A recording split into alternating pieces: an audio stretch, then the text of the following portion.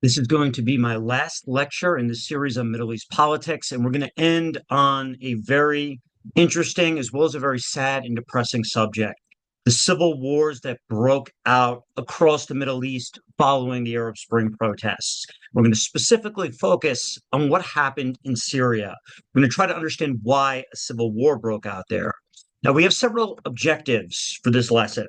Number one, we want to try to understand what are civil wars, right? So part of what's unique about these different lectures is that I'm going to introduce the listener to the political science literature, right? So I'm going to discuss first what are civil wars and what are some of the general theories about why they take place. And then after that, we're going to apply this to the Arab Spring. We're going to try to understand why it is that some countries had a civil war and others didn't. And we're going to specifically look at Syria. I'm also going to talk a little bit about countries where it didn't take place, Egypt and Tunisia. You could watch those prior lectures on the Arab Spring to understand more about this topic if you want to really understand this lecture. Okay, so let's get to it. First things first, what exactly is a civil war? Well, first off, it has to involve organized political violence between the state and non-state actors. Now, of course, a state in layman's term, it's a government that controls the country, right? And non-state actors can consist of various militias, right? Various armed groups that are fighting against the government. Now, there's a couple of key terms here we have to understand. First things first, there has to be violence, which means people have to die, right? To be labeled as a civil war, according to data sets like, for example, the Upsala Conflict Data Program, you have to have over 1,000 deaths within a given year. So this makes that episode of civil war as opposed to a more minor conflict. Now, number two, it has to be politically motivated, the violence. So the state can't be cracking down, for example, on criminal syndicates that are just interested in criminal activity and gaining a profit. The violence has to be political. Those non-state actors either have to be trying to overthrow the government, they have to be trying to change public policy, or perhaps trying to gain their independence or autonomy from the states. So it has to be political in nature, the violence. And of course, you as the listener are probably familiar with many civil wars out there. If you're an American listener, you're familiar with the American Civil War. Or maybe if you are someone who's from Great Britain, you're familiar with the English Civil War in the 17th century. All those are examples of conflicts. So in today's lecture, we're going to specifically look at the Syrian Civil War, which actually killed over 500,000 people. So definitely qualifies as this type of conflict. Now, what are some of the general causes of civil wars? Why do they happen? Well, number one, we tend to find that civil wars are correlated with what is called relative deprivation. When there are relative divides between different groups in society, okay, and the marginalized groups feel some sort of grievance. Often they'll feel that the situation is getting worse for themselves, and this will ignite a lot of anger and frustration. So scholars like Ted Gore have written a lot about this, Eric Cederman. So the idea here is if you have divides between ethnic groups, religious groups, social classes, these divides can be political in nature in that some of these groups are politically excluded from the system. It could be economic in nature, so there could be large wealth gaps between these different groups, or it could be cultural in nature, so there could be mass discrimination against these groups in society. And what's important here, it's not just that there are kind of material divides, right, or real world discrimination, but that there are perceptions of being discriminated against. If groups are so marginalized that they are not aware that they're part of this larger group that's being discriminated against, they're not going to mobilize together and rebel, right? So, for example, under slavery in the United States, you did not have a mass slave uprising in the United States. Certainly, you had little individualized rebellions on plantations, but you didn't have a mass rebellion across the whole South, right? So there has to be a collective sense of feeling aggrieved. The state is oppressing us. So this could lead to a lot of anger and frustration. Now, here's the thing, though. To get a civil war, it takes more than collective anger amongst a group of people. It also requires having the political opportunities to rebel. If the state is too powerful, if the state is too strong in its political oppression, it is going to be very difficult for those marginalized groups to rebel. Therefore, those marginalized groups need some type of opportunity, a moment of state weakness to rebel. So something is going to have to come along that gives these people the opportunity, right? So, for example, the French Revolution in the 1780s, the moment of state weakness was that the French monarchy had become severely in debt. There was a socioeconomic crisis. The regime was struggling, right? Or, for example, during the 1917 communist revolution in Tsarist Russia, the state was dealing with the failures of World War I, and the state was struggling. There was a lot of poverty, problems with socioeconomics that made that revolution possible. So if there's an opportunity, this makes it more likely to rebel. Now, finally, to have a rebellion, those actors who are rebelling also need access to resources. Obviously, guns are not for free, right? Weapons are not for free. And oftentimes, these groups also have to pay the members of their militia. They got to get them access to food, clothing. They got to give them access to resources. Rebellions are expensive, right? So the resources have to come from somewhere. And of course, sometimes some of these resources could come domestically if those groups do have access to economic resources locally, but they could also come from abroad as well, from foreign backers. And for marginalized groups, this is particularly important because if you don't have access to a lot of resources, having support from countries abroad or perhaps from expats abroad, that is migrants who went abroad to other countries and they send money back home through remittances. Support from foreigners can get access to these groups. Some of these groups, to raise resources, will also engage in smuggling, the black market trade, the trade in drugs, for example, as a way to raise money for resources. So, as you're going to find out with the Syrian civil war, we find all of these dynamics. The relative deprivation that took place was the fact that you had this religious minority, the Alawi, dominating over the Syrian state and were severely repressing the country's other ethnic and religious groups. The political opportunities came in form of the outbreak of the Arab Spring across the entire Middle East region, which destabilized the states of the region, providing the opportunities for rebellion in places like Syria. If you remember, the Arab Spring started in Tunisia. And then finally, in terms of resource mobilization, these different actors in Syria are going to get access to foreign supporters, as you're going to find out. The state had a lot of support from Russia and Iran, and the rebels had support from countries like the United States and countries in the Arab Gulf. So we'll talk about that extensively in this lecture. So following the Arab Spring, there were three major civil wars, okay? Syria, which is the one we're going to talk about, Libya, which we talked a little bit about last class, and finally Yemen. Now, we're just going to zoom in on one of these civil wars, and we're going to compare it with two countries that didn't have civil wars in the aftermath that we've already discussed, Egypt and Tunisia. Now, one last thing about civil wars, the impact they have. One of the reasons why it's so relevant to understand civil wars is because they are devastating.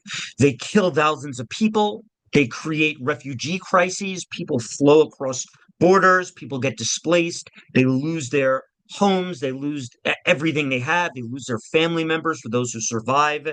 And on top of that as well, it creates economic devastation, right, for those countries. So in the case of Syria's civil war, I'm going to go in a little bit into how this civil war also destabilized neighboring Iraq.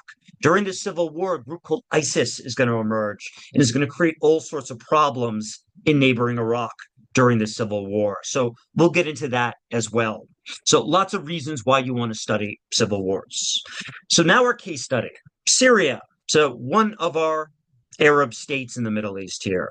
Now, as you can see, it's located right along the Mediterranean. Syria, it's a mid-sized country. Okay, it's got about 30 million people. And just a couple of quick basic ethnic facts about this country that are critical to understanding this story.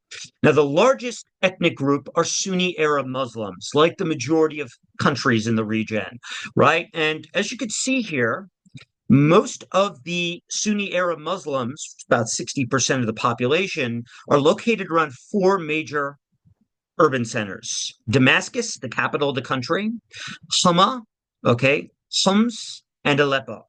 Okay, so those are the four big cities.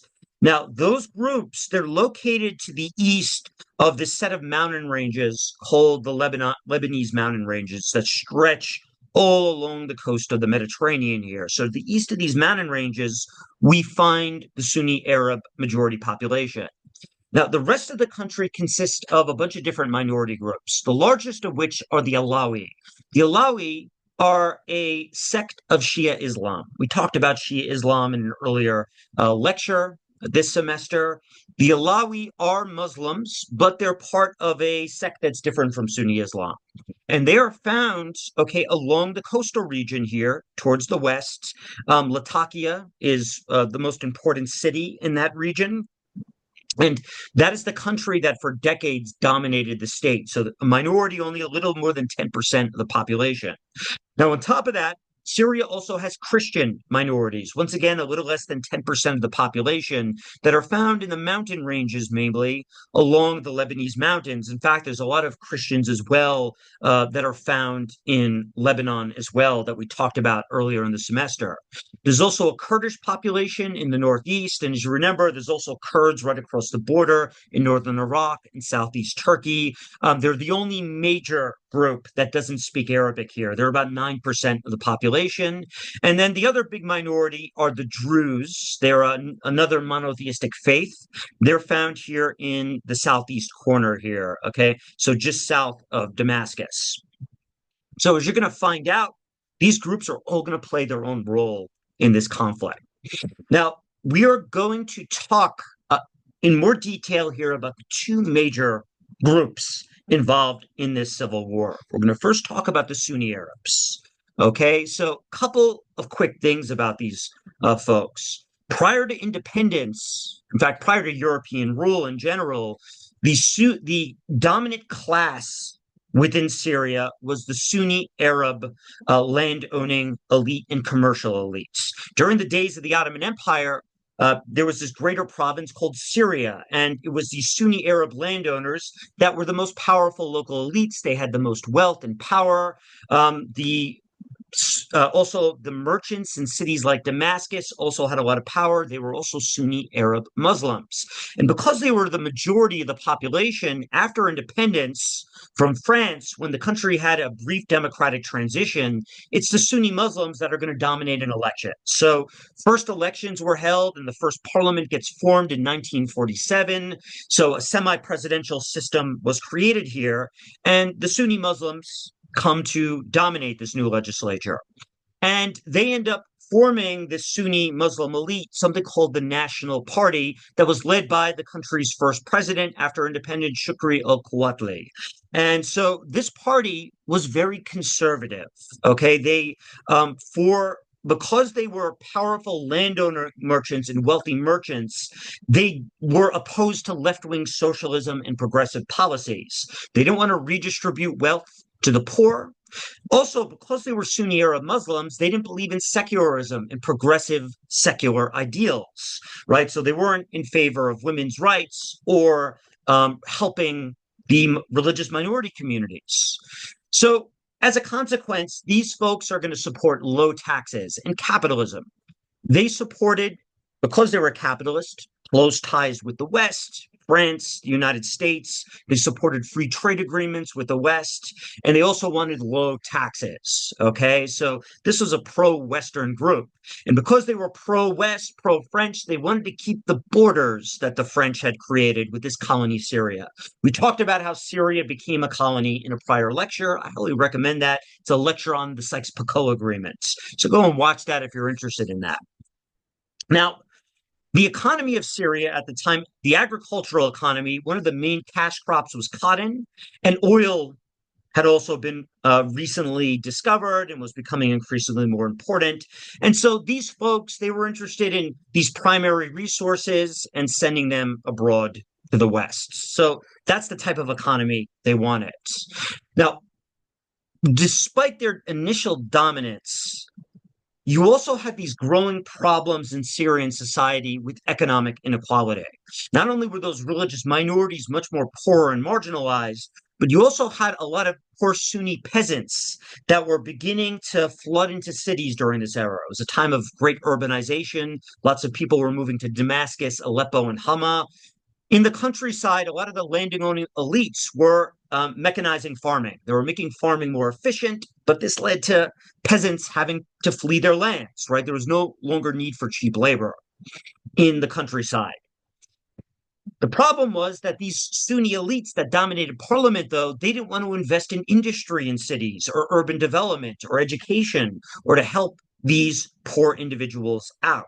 So this created a lot of opposition to the wealthy Sunni Muslim elites within Syrian society. And because these were feudal elites, right, traditional elites, they supported traditional religious norms. They were in favor of the old school system that favored Sunni Muslims over other religious groups. We talked about that in an earlier lecture. I highly recommend watching that lecture on the people of the book. And so, thus, these folks were conservative. They wanted the political status quo in Syria. So that is one big faction here with the Syrian civil war. And by the way, oil, one of the important components of the Syrian economy, only about 25%. So it's not like the Arab Gulf countries, but they do have a little bit of oil.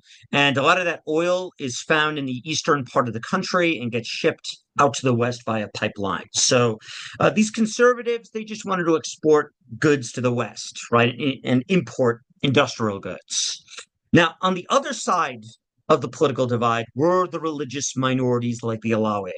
Okay, so the four major ones being the Alawites, the Christians, the Druze, and the Kurds. And they were more rural than the Sunni Arab Muslims, and they were poor and, of course, politically excluded initially from this system. So here's the thing, though, and this is a key aspect of this story. While they represented a traditionally marginalized class, they had one key advantage after independence. A disproportionate number of them were found in the country's military as well as parts of its bureaucracy. Now, why is this the case? Well, under French rule, the French tried to play divide and conquer with the country's different ethnic groups. They decided to staff the colonial military with Alawites, Christians, Druze, and Kurds, as opposed to Sunni Arab Muslims. And so, thus, the Syrian military tended to take on the form of being represented by these religious minority groups. So that's the one big advantage they had. And it was the one pathway for these marginalized groups to have political mobility was to join the military. Now, these folks, because they were poor on average, they were marginalized, they tended to support an ideology called Arab nationalism, which we also talked about in a prior lecture. Arab nationalism promotes a secular ideology. That is, it supports a separation of religion and states. So they wanted equal rights for religious groups. They also supported socialism. They wanted to redistribute wealth to the poor here. So higher taxes on those Sunni Arab Muslim merchants and business owners. And they wanted to create a stronger state in the process, one that would create public factories, right? So they supported urban development and industrialization. They wanted to become independent from the West, and they wanted to develop factories and develop the economy. And the major party that's going to emerge that represents these different groups is the Ba'ath Party. Now, the Ba'ath didn't just represent these religious minorities, but also had a lot of support from the Sunni Muslim poor within society. So it was able to get some support as well from some Sunni Muslims. Now, the term Ba'ath itself means resurrection. They were seeking to develop Syrian society. And they had several goals as well. Because they were Arab nationalists, they supported unity of the entire Arab world. So this is part of the same trend that led to the emergence of Gamal Abdel Nasser and the Arab nationalists in Egypt, and the Bourguiba regime in Tunisia, and the National Liberation Front in Algeria, as well as elsewhere. Now, the party was founded in 1947. In fact, it would contest elections early on. It was founded by this Syrian Christian named Michael Aflaq and a Sunni Muslim, Salah ad-Din al-Bitar. And the party itself, along with promoting Arab nationalism and promoting alliances with other socialist regimes, other Arab republics in the region, also promoted strong ties with the Soviet Union. In fact, the Soviets would go on to build a military base on the coast of Syria. Okay, that would become a very important part of our story on our civil war. So you're going to see why in a second. So the Ba'ath Party comes to represent these groups. Take a look here at just this image here. This is a symbol for the Ba'ath Party. On top, if you can look at this Arabic writing, it says Umma Arabiya Wahida That Risala Khalida. Okay, the Arabic nation is united on a eternal message, and that eternal message is below: unity, freedom, socialism.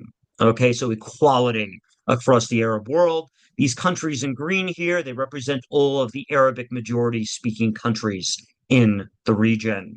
So we can see here the Arab nationalist flag here as well. And so thus the Ba'ath Party forms as an opposition to the Sunni majority. Now, as a consequence of these intense polarizing divides in Syrian society, as well as debates about the future of the country, this is going to lead to a serious problem with instability in the aftermath of independence. Syria became a very fragile state.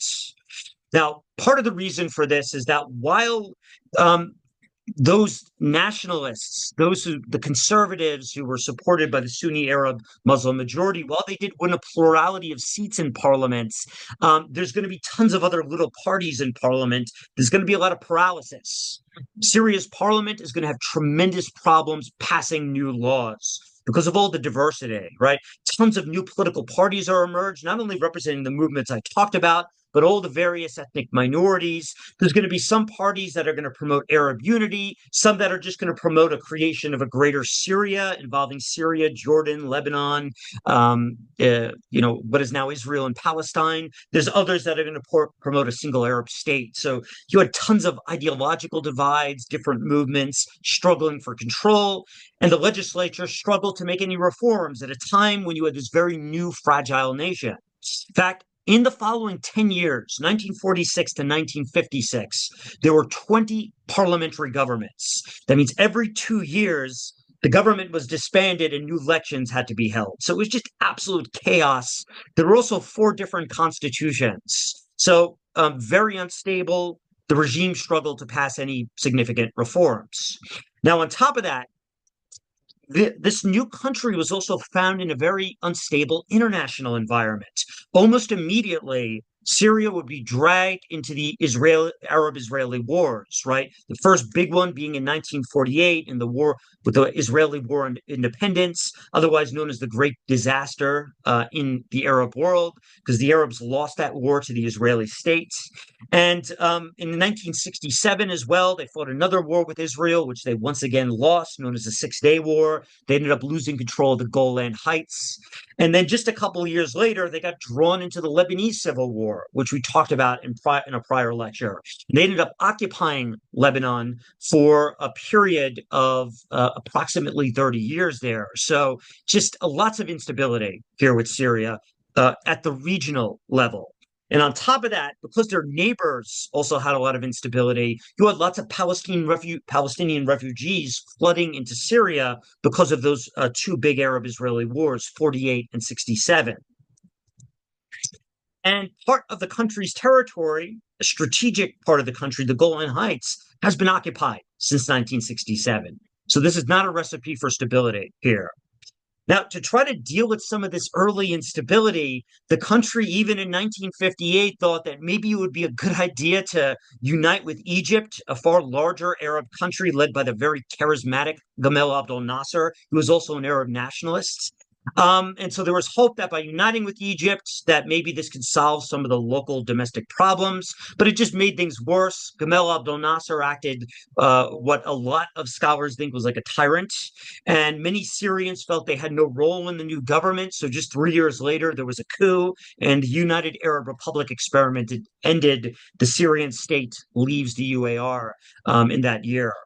And so thus, there was also this divide in Syrian society about should we support Gamal Abdel Nasser or not, what we call Nasserism. And on top of that as well, some of the individual religious groups that wanted autonomy or greater rights formed their own parties and engaged in rebellion. So there were rebellions in the Druze territory in the far south, as well as in Kurdish territory during this time period. So 1950s, lots of instability. And as a consequence of all of these problems, there were over a dozen military coups from 1949 to 1970. Okay, so part of understanding the civil war that recently took place in Syria is to understand that this is a country that suffered from chronic instability here. So tons of military coups. Some of these coups succeeded, some of them failed. Okay, so the first three took place in 1949, just to give you an idea of how intense this problem was. By the way, this is the Golan Heights here. It is still occupied by the Israeli state. So a continuing problem with Syrian-Israeli relations to this very day. Now, another important part of our story is how the Ba'ath Party and specifically Hafez al-Assad consolidated power within this country. In 1963, amidst all this instability, there was a military coup supported by officers who had sympathy for the Arab nationalist cause. And after the coup, they are going to allow Ba'ath Party civilians such as Michael Aflaq to dominate the government. Okay, and one of these coup leaders, by the way, was Hafez al-Assad. He's not going to centralize power in this country until about 1970. We'll get back to him in a second, but he was one of these coup leaders, by the way, during this important change in regime. Now, once they came into power, the Ba'ath, okay, they created an absolute single-party dictatorship. No opposition allowed, severe repression, and in exchange, they began to make socioeconomic reforms. They started to redistribute land to poor Syrians. So this is like the other socialist policies in other Arab states. So they took a lot of land from Sunni Arab Muslims, started redistributing it to poor individuals, and particularly to the religious minorities. And on top of that, the state expands the size of the bureaucracy. They start to build public factories in cities to provide more employment to people. So the size of the bureaucracy increases. So very typical of an authoritarian socialist government. Now, on top of that, they strengthen ties with the Soviet Union. They start to get military aid from the Soviet Union. The Soviet Union is going to build a base right off the coast of the country. It's built at Tartus, very well-known air base is found there. And up until very recently, the Russians had a strong presence in Syria.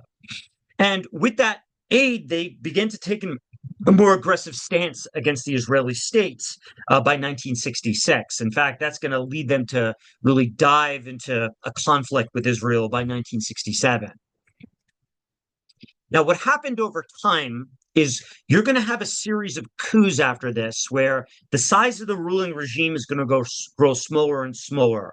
There's going to be a coup in 1966 and another one in 1970. Okay, Hafez al-Assad is the leader of that 1970 coup. Okay, he's going to centralize power. Now, why is Hafez al-Assad so important in our story? He was an Alawi. He was part of this Alawite religious group. And he is going to, after this, place his family members, friends, and close inner circle in places of power and positions of power. He's also going to as well put at the heads of the military, mainly Alawite officers. Now, in the process, he's going to create a severely repressive regime. All the opposition is going to be outlawed under Assad. His family is going to rule the country all the way up until 2024. It's going to create a cult of personality around himself that's very comparable, say, to what we find in North Korea under Kim Jong-un today, for example. So here is Hafez al-Assad, and to the left here, you can see this statue, right? I briefly visited Syria back in 2010, when I was visiting the country and I went to Damascus and Aleppo and these other cities, you had statues of this guy everywhere. His picture was everywhere, along with his son, okay, who replaced him. So it's just his image was ubiquitous across the country. And if you tried to speak out against this regime, it would often lead to imprisonment, execution, or forced exile. Now, initially, during the 60s, the Ba'ath Party was popular because they were redistributing wealth and engaging in these populist sort of policies. But things began to change by the late 60s and the 70s. After the failure of 1967 and an economic downturn in the 1970s, there was growing opposition to the regime. The socialist policies of the Ba'ath Party failed to create significant economic growth, right? So we talked about this in a prior lecture, how these policies of the 50s and 60s by these Arab republics did not lead to significant growth. And so by the 1970s, Arab nationalism is going to decline, okay, within the region, but there's going to be less support for it. And suddenly, President Assad, he's going to become far less popular here. And in the 1970s, organized opposition is going to emerge against the regime in terms of underground movements. Some of this opposition came from the Sunni Arab urban middle class, the business owners who favored capitalism, who were frustrated with the failures of these socialist policies. Their businesses were badly hurt. Many of them had their property confiscated. You also, as well, see a lot of opposition from the religious class of clerics, right? So the religious ulama, okay? And in particular, you're going to see the Muslim Brotherhood grow in prominence throughout the 1970s. They're going to start to establish a lot of charity networks. They're going to engage in a lot of underground political activity, and their influence is going to grow.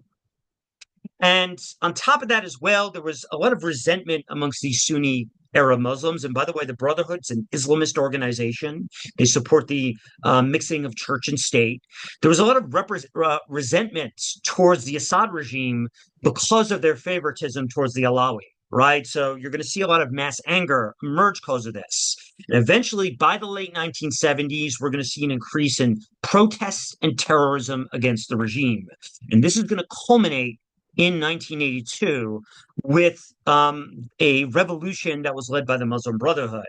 Now, why did the Brotherhood get more violent here? And why didn't they get as violent, say, in Egypt? Or why didn't Ennahda get quite as violent in Tunisia, for example? Well, a lot of it had to do with the fact that the Assad regime in the 70s and 80s never opened up the regime like a lot of the other Arab republics did, to allowing more opposition.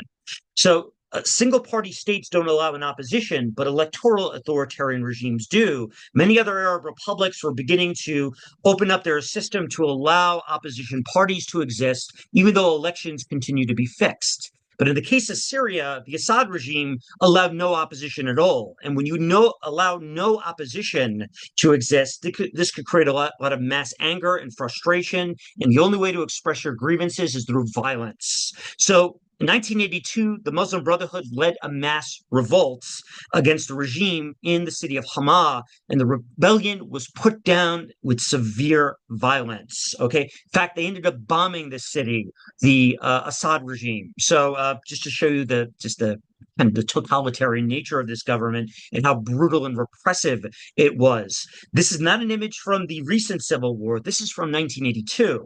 So once again, we're establishing another trend. Country with a history of a fragile state, with ethnic divides, and a history with lots of violence here, particularly ethnic and religious-based violence. Now, this is not to say that Assad in the following decades didn't try to make reforms to deal with these challenges, but the reforms were relatively moderate. He did slightly soften his policies on secularism. He began giving a little more space for religious institutions to operate. In fact, he began to even invest more in the building of mosques. And he as well also tried to promote more the religious identity of the Alawi as opposed to just focusing on secularism during this era. However, he didn't make an alliance with Sunni Arab Islamists.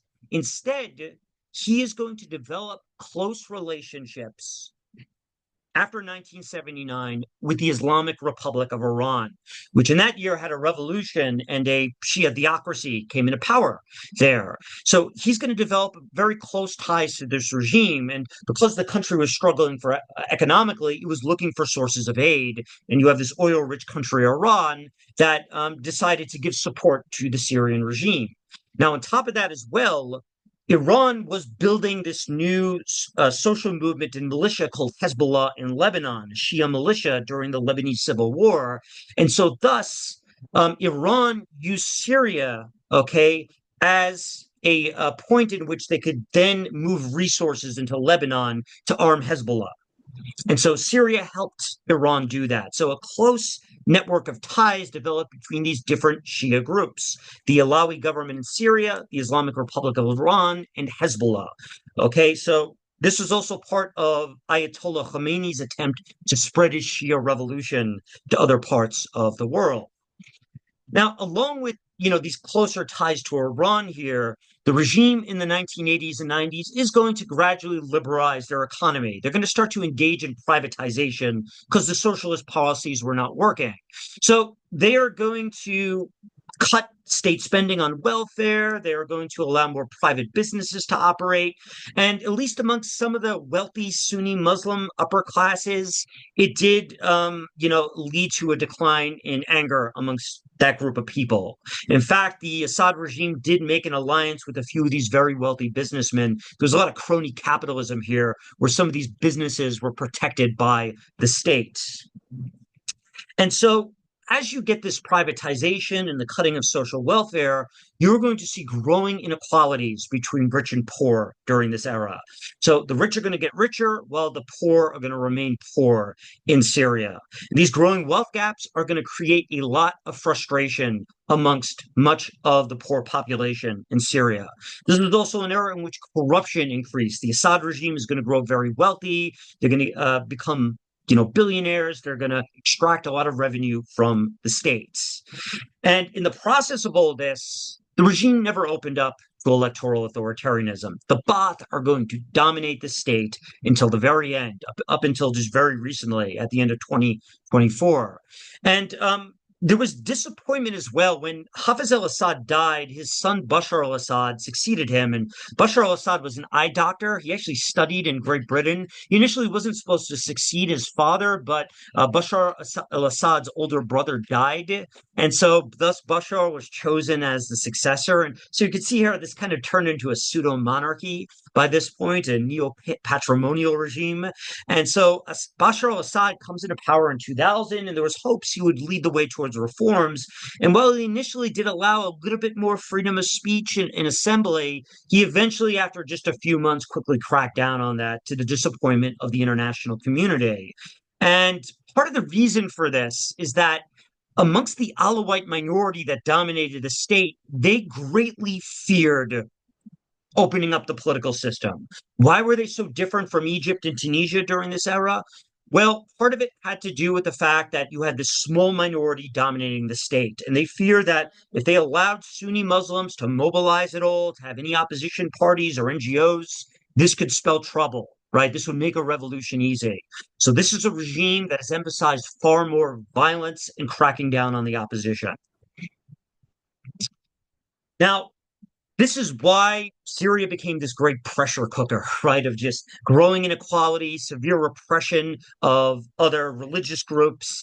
And this culminated with a lot of great socioeconomic problems that emerged from 2006 to 2011, when there was a drought in the countryside and a lot of farmers were, having problems growing food. They began moving to urban areas, such as the southern city of Daraa.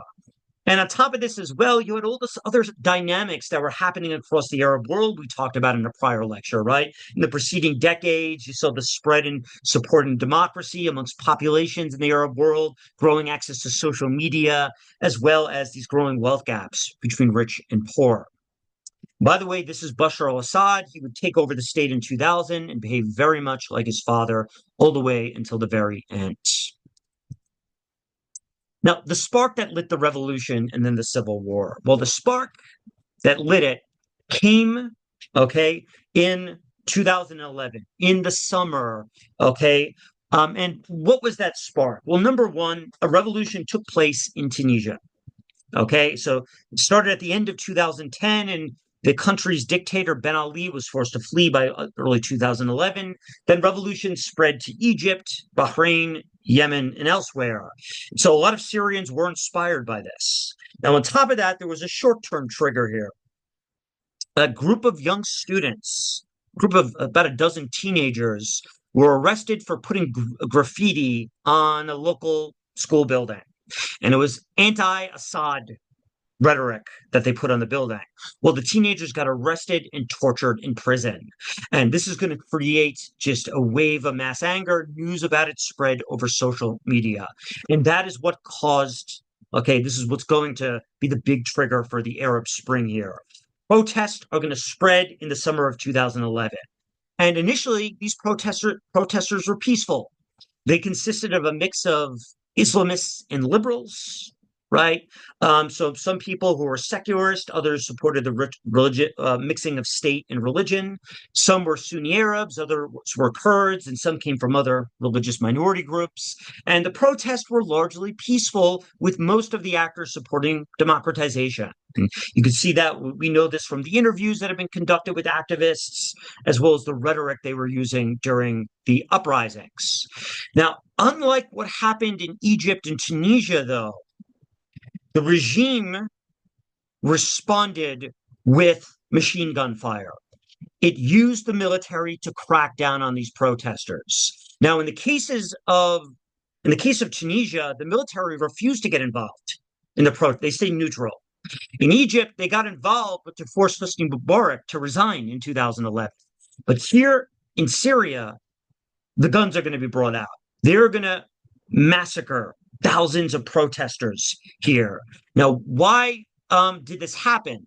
Well, it's because when Assad ordered his generals to do it, his generals actually followed his orders. And why? Because those generals, part of the Alawite minority, were terrified of the possibility of a transition of power that would lead to a Sunni Arab-dominated government. They feared what would happen to the Alawite minority. So they made a strategic calculation, and they decided to stick with Assad. So this created more elite cohesion, and it's going to lead, as a consequence, to violence being used. So Syria, of course, is far more ethnically divided than Tunisia and Egypt, and has these very salient political and socioeconomic divides here within society. And thus, the Alawites, they remained loyal to the Assad regime. Now, there's one other key aspect here that's going to lead to the civil war. How did the opposition so quickly get access to guns to start off the civil war? Well, what happened was that while the officers in the Syrian military are mainly religious minorities, there's a lot of rank and file soldiers that are Sunni Muslims. And many of those individuals are going to defect to the opposition because of this. Many of them are going to refuse to fire on their fellow citizens. They're going to take their guns and defect and leave to the opposition. When that happens, that triggers the civil war. Okay, and this is going to start a long, brutal conflict that is going to last for 14 years. So to trace that back to our theories, we've talked about a couple of big factors here. So number one, the grievances, right, that were felt by the poorer classes in Syria, the Sunni Arab Muslims, those who felt repressed by this regime, right? So there were grievances, political opportunities created by the Arab Spring, and the instability it brought in 2011. Okay, as well as things like the rise of social media that made it easier to spread information in society. And now, the last thing, resource mobilization. Wars like this don't last as long as they do civil wars, unless there's at least some foreign involvement, usually, right? So the Assad regime, to keep up this long war, received extensive support from its ally Russia, which had a military base off. In fact, it's Russia's only military base in the Mediterranean. So a very important spot for the Russians during this conflict. They gained support from Iran with resources, funding. The Iranian Revolutionary Guard gave help to the Syrian regime. And Iran's proxy Hezbollah actually sent in its own armed forces into Syria to help the regime survive. So that's how Assad was able to survive for so long. And the opposition did receive resources, although the opposition, as you're going to see in a second, became severely divided amongst a bunch of different groups. One of the major militias that formed was the Free Syrian Army. This militia wanted a democratic transition. And they were supported heavily with arms by the West, the United States. And of course, as you may know, the United States and Russia have some sour relations there. And they were also supported by Arab Gulf states as well. So if you remember, Arab Gulf states have a rivalry with Iran currently. And so they have this regional contest going on. So they've also were involved in a struggle in Iraq during the Iraqi civil war, during the US occupation. And so we're going to see this play out again in Syria here. So they received a lot of support from different actors here. But this is not the only militia to emerge. In fact, there were tons of them. For example, the Kurds in the Northeast, they were going to form their own militia, the People's Defense Units, and they're going to get a lot of support from resources across the border from northern Iraq and Turkey. In northern Iraq, you got the Kurdish Democratic Party. In southeast Turkey, you got the PKK, which is the Kurdish Workers' Party. So some of the resources flooded over the border. They were able to get access to weapons. And the Kurds have a lot of grievances with the state because the Kurdish language was never recognized. And they felt like they were being oppressed by the state. Many Kurds want autonomy or independence for themselves. So you get the YPG, the People's Defense Units, that gets formed. And then finally, we have tons of different Islamist groups, many of which were very radical. So to give you a couple of examples here, you're going to see a branch of Al-Qaeda called the Nusra Front, or so the Nusra Front is going to become one of these important militias here. And finally, an Al-Qaeda offshoot called the Islamic State in Iraq and Syria, ISIS. And it's because of these divisions amongst the militias that made it difficult for them to deal with Assad. In fact, they spent as much time fighting each other as they did the Assad regime. So Syria just became this chaotic mess during this time period. Okay, and as a consequence of the long war, over 500,000 people were killed, over 500,000 individuals lost their lives, including many civilians. So it was an absolute total travesty here, this conflict. And on top of that, you had over 6 million this internally displaced individuals, those who fled to other parts of the country, and millions of refugees who fled to nearby countries, who flooded into Turkey, Iraq, Jordan, and Egypt. This is part of the wave of migration that destabilized countries throughout the Arab Spring and created massive problems for Egypt and Tunisia's democratic transition. It's also going to destabilize Turkey's democracy, one of the reasons why Turkey's had some democratic backsliding. It's going to destabilize Iraq's very fragile democratic system as well. So this created lots of problems. And one of the big problems that emerged during this era was the fact that a lot of these fighters were radicalized during this era. And this is going to create some support for radical groups like the Islamic State. Now, a little background on who the Islamic State is. They actually initially formed in Iraq during the Iraqi Civil War. I've got a prior lecture on the Iraqi Civil War, the US occupation, and the war on terrorism. Go and watch that to understand more of the background here. And so they were an offshoot of Al-Qaeda that formed in 2006 to fight US forces. And they were radical, so they refused to compromise with the U.S. occupation. They couldn't be bought off like a lot of other Sunni Arab militias were.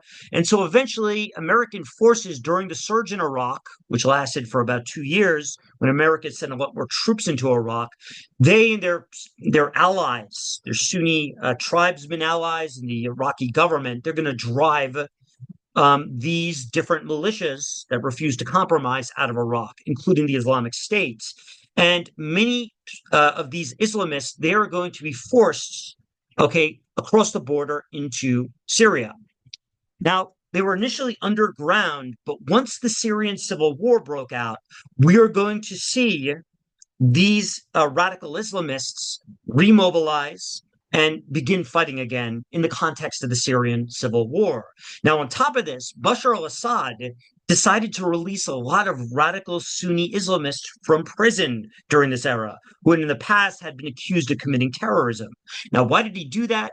Because he wanted more radical Islamists to join the rebels. He wanted to be able to frame the rebels as being radicals. And so, in fact, he spent more time trying to fight the Free Syrian Army rather than ISIS, because he wanted to claim to the international community that the opposition consisted mainly of terrorists. And so what happens? The Islamic State is going to get a foothold in Syria. They're going to take over parts of the east from 2011 to 2013. And on top of that, they're actually going to form for a brief period a government in the eastern town of Raqqa for a couple of years. It is going to be called the Islamic State in Iraq and Syria, or the Islamic State in the Levant, so known for short as ISIS. Arabs often know them as Daesh. And their leader was a man named Abu Bakr al-Baghdadi. You can see by the name al-Baghdadi, this is a guy who's from Baghdad. He was declared caliph of this Islamic State. Now, what is a caliph? It's someone who claims to be the leader of the entire Islamic community, a successor of the Prophet Muhammad. And of course, this is a very old concept. We talked about this at the beginning of the semester. This is like if someone had a revolt in Western Europe and claimed to be the new Holy Roman Emperor. I mean, this is just it's a very strange thing to do, but it exemplifies the radical nature of this movement. ISIS wanted to destroy the borders that were created by the Sykes-Picot Agreement, by European colonialism.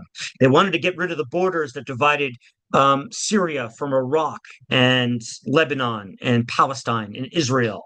And so thus, Abu Bakr al-Baghdadi, he becomes the caliph, the successor to the Prophet Muhammad, at least according to ISIS.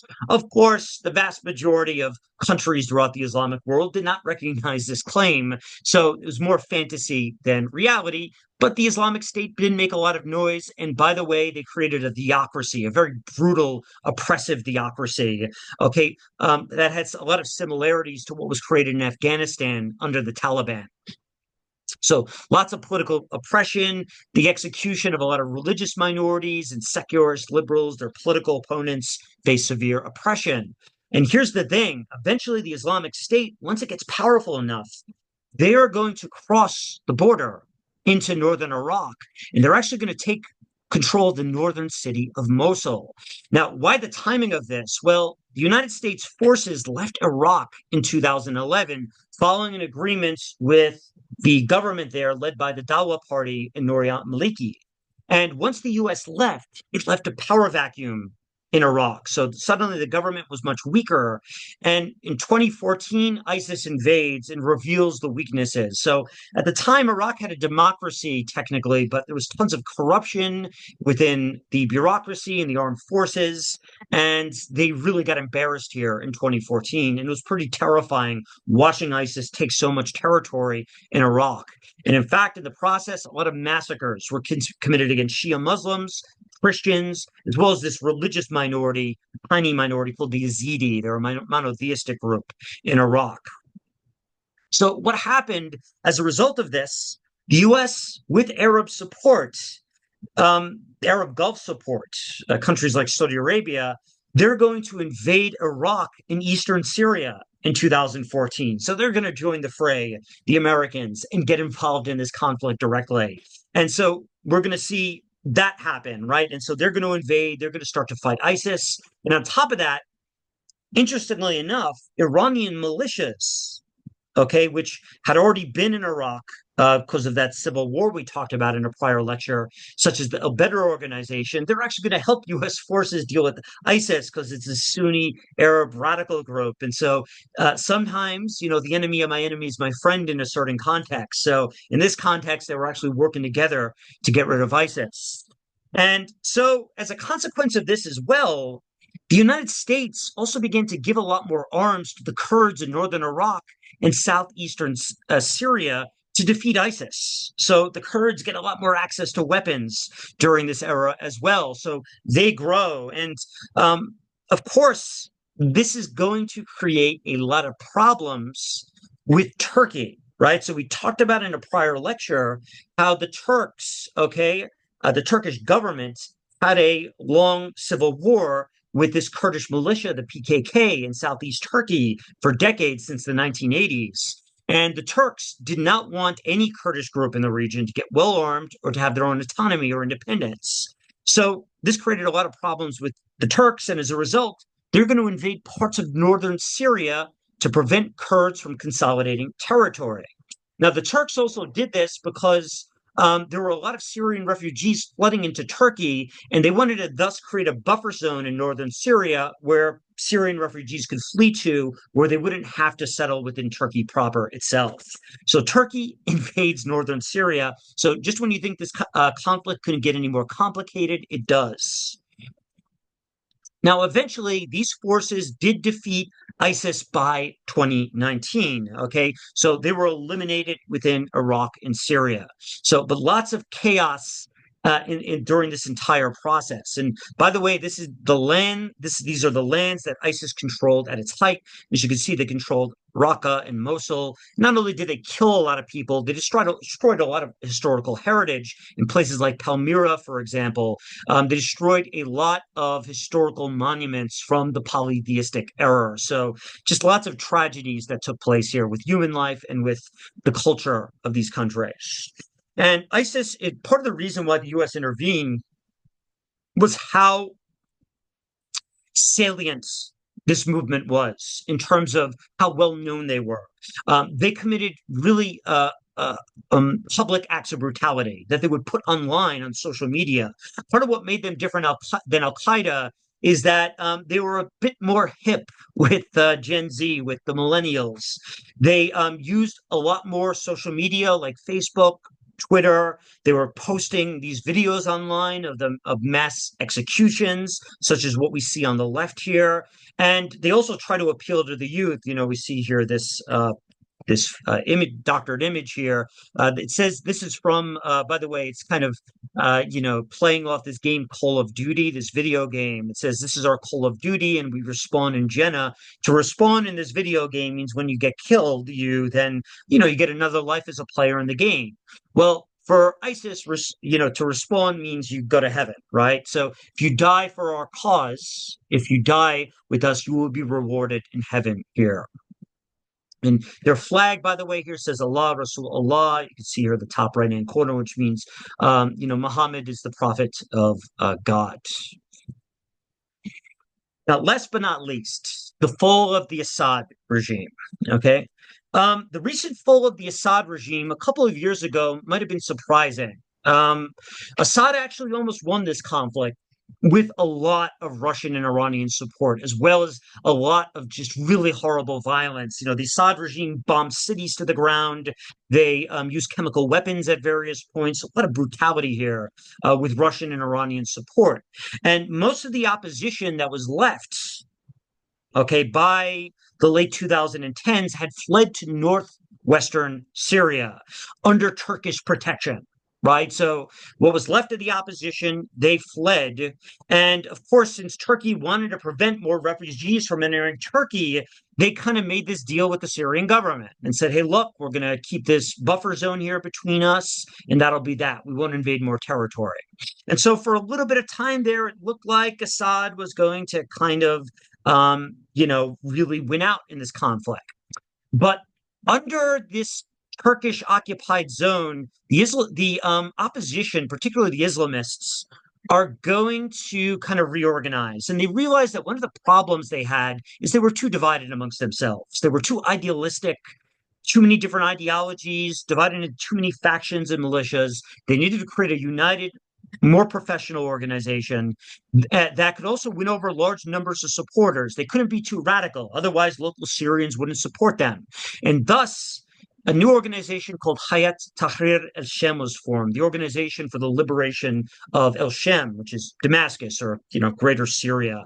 And so they create this organization, and their goals became much more moderate. So, that many of their leaders were actually former members of Al-Qaeda. So some of them were really radical individuals in the past, but many of them moderated their ideology, partially for political reasons, and at least as some of them claim that the war really changed their minds about their past behavior. Although, of course, how much is this them telling the truth, or how much is this them trying to get more international legitimacy? This remains to be seen. But this movement decided to, a lot of these groups decided to moderate their ideology. They created this new organization. And in parts of northwestern Syria, they're going to create a government. They are going to provide basic social services and gain some of the support of locals. Their numbers are going to grow, and they're going to start preparing for a new war with Assad, right? They're going to start to prepare for this. They were waiting for an opportunity to strike. And when did that opportunity come? Well, it came very recently. It came with the decline of Assad's allies. First, Russia had to pull a huge chunk of its troops out when it became preoccupied with the invasion of Ukraine in 2021.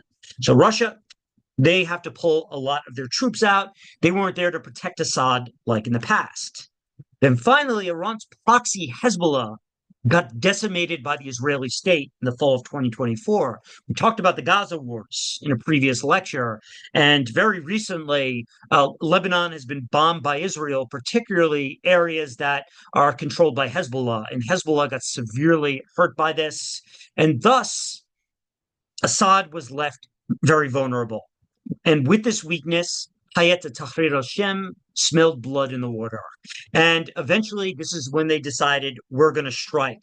And it is unbelievable how quick it was. Once they decided to strike, it just took them a couple of weeks to dominate a huge chunk of the country. And eventually, by December, they invaded Damascus. Assad flees to Russia. And thus, the civil war ends. And so, as a conclusion here, there's various reasons why the Civil War took place. Okay, it's not just because there were a bunch of Muslims or a bunch of Islamists there. In Tunisia, the Islamists participated in a democratic transition. So did the Muslim Brotherhood from 2011 to 2013. Okay, so it's not just the case that those rebels were radicals, they were crazy, right? So there are reasons to explain why many Sunni Arab Muslims felt aggrieved in Syria and were willing to engage in arms. So there are more complicated reasons why this civil war took place. It took place because of the long-held grievances of those different marginalized groups in society. It took place of the political instability created by the Arab Spring throughout the region and the resources that were available because of a proxy conflict in the region.